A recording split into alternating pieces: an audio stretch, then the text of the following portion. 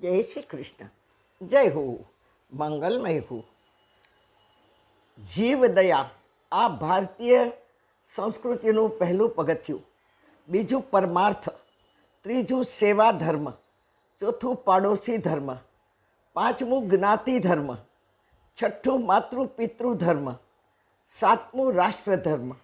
આવા અનંત સંસ્કારોનો પુંજ જ્યારે ફૂલોનો ગુલદસ્તો હોય તેમ ભેગું થાય, તમામ સુગંધ જ્યારે એક સાથે ફોરે ત્યારે સનાતન ધર્મનો બગીચો બને. માં ગીતા તેથી કહી રહી છે, સ્વે સ્વે ધર્મણ્ય નિરતમ સૌ સિદ્ધો લભતે નરઃ. પ્રત્યેક માનવ સ્વે સ્વે એટલે પોતપોતાના ધર્મને ધારણ કરે, તેને જ અનુસરે તો જ પરમો ધર્મ સંસિદ્ધો, તો જ સિદ્ધિ પ્રાપ્ત થાય. ભગવદ્ ગીતામાં વચ્ચે બોલી રહી છે, જુઓ કે પોતાનો ધર્મ ન બજાવતા જો બીજાના ધર્મને માન્યતા આપે તો પરધર્મો ભયાવહ. એટલે કહેવા માગે છે ગીતા કે પોતાના મા બાપ દુઃખી હોય, વૃદ્ધાશ્રમમાં હોય અને બીજાના મા બાપની સેવા કરી માત્ર દેખાડો કરો અને પ્રશંસા કરવું એ અતિશય ભયાવહ છે. બહુ સુંદર એક હૃદયંગમ સૂત્ર છે.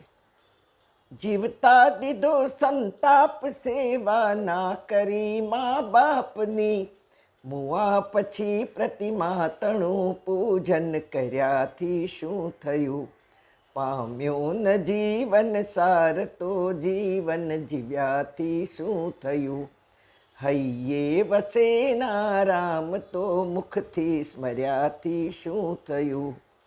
તેથી ગીતા કહે છે પરધર્મો ભયાવહ. તેમ બ્રાહ્મણ પવિત્ર હોવો જોઈએ. કાલે આપણે બે વાતની ચર્ચા કરી કે કાગડાને શા માટે ખવડાવવું અને પશુ પંખીડાઓને શા માટે ખવડાવવું. શ્રાદ્ધમાં શું બ્રાહ્મણોને જમાડવા જરૂરી છે? હા, બહુ જરૂરી છે, પણ બ્રાહ્મણ પવિત્ર હોવો જોઈએ. બ્રાહ્મણે તમારી સાથે ધર્મનો સોદો કર્યો હોય તો એ બ્રાહ્મણ કથાકાર નથી, સોદાગર છે. બ્રાહ્મણ આશા રહિત હોવો જોઈએ. બીજું, બ્રાહ્મણ અયાચક વ્રતવાળો હોવો જોઈએ. હા, એને માગવું નહીં, આપે તો લઈ લેવાનું. બહુ મુશ્કેલ છે. મેં આવો બ્રાહ્મણ ક્યાંય જોયો નથી. આજે વર્ષોનો મારો અનુભવ છે. જ્યાં પણ હું ગઈ હઈશ ત્યાં લોકો મને એક જ ફરિયાદ કરે છે, અમારે કરાવવું તું પણ આટલા પૈસા કીધા એટલે પછી અમે નહીં કરાવ્યું. મારો અનુભવ તમને કહું. મને ભગવાને બ્રહ્મ કાર્ય સોંપ્યું છે. હું જ્ઞાતિ એક ક્ષત્રિય છું, રામના વંશની છું. રામના પુત્ર લવના થયા તે લોહાણા. હું લોહાણા જ્ઞાતિની છું, પણ મને ભગવત કાર્ય ભગવાને સોંપ્યું છે. તેથી ધર્મ કહે છે કે બ્રહ્મનું કાર્ય કરે તે બ્રાહ્મણ. તો બ્રાહ્મણ કેવો? કર્મે હોવો જોઈએ, જ્ઞાતિએ નહીં, કર્મે હોવો જોઈએ. બીજું, બ્રાહ્મણ અયાચક હોવો જોઈએ. માગવું આ બ્રાહ્મણના લોહીમાં ન હોવું જોઈએ. ત્રીજું, વ્રતધારી હોવો જોઈએ. 3 વ્રત બ્રાહ્મણે લેવાના છે. મળે તો સ્વીકાર, ન મળે તો ધિક્કાર નહીં, અને મોડું મળે તો તિરસ્કાર નહીં. પણ સત્યનારાયણની કથા, ભાગવત કથા, પૂજા પાઠ, રુદ્રીનો તો સોદો ન કરે એવો કોઈ બ્રાહ્મણ મેં હજી સુધી જોયો નથી.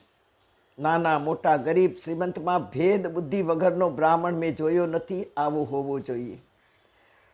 પણ ગરીબને ત્યાં કથાનું નક્કી કર્યું હોય ને વચ્ચે કોઈ શ્રીમંત આવ્યો તો ગરીબને છોડી દે. મેં આ મારી નજરે જોયું છે. પાંચમું, બ્રાહ્મણને મળેલું દાન પણ બ્રાહ્મણે ધર્મ માટે કાઢવું જ જોઈએ. તેથી ગીતા કહે છે કે બ્રહ્માર્પણ કર્યા વગર દાન ફળ આપે નહીં, અને ધાન પેટમાં નાખ્યા પછી પવિત્ર બુદ્ધિ થવા ન દે. હા, ખાનાર અને દેનાર, દાન દેનાર અને ધાન ખવડાવનાર, જો એમાંથી ભાગ ન કાઢે ભગવાનનો તો ખવડાવનારનું પાપ બ્રાહ્મણ ખાય. મેં એક બ્રાહ્મણને પરદેશ નવું મંદિર ખુલ્યું હતું ને એ લોકોની ઈચ્છા હતી કે કોઈ પણ સરસ બ્રાહ્મણને મોકલો ને બેન, નવા મંદિરમાં કોઈ બેસનાર નથી.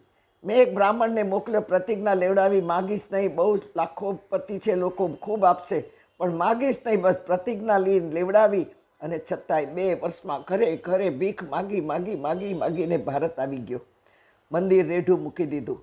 હા, આ સાંભળતા હશો ત્યારે હું અમેરિકા પહોંચી ગઈ હોઈશ.